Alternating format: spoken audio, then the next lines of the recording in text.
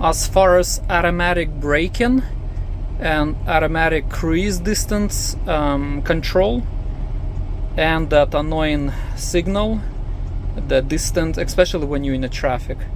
So how you deactivate that function? Remove this beloved cover, get to the box. Okay. F65.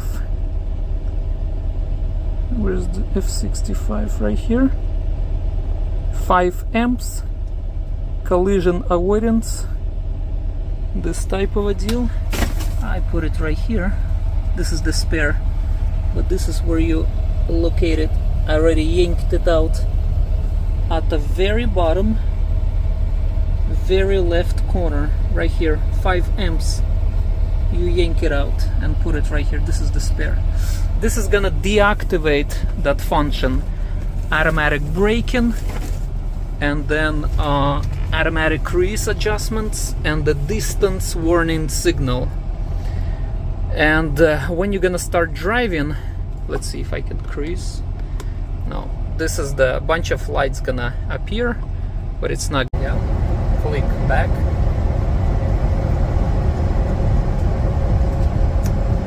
Alright, and if you wanna set a cruise, you're gonna have this thing.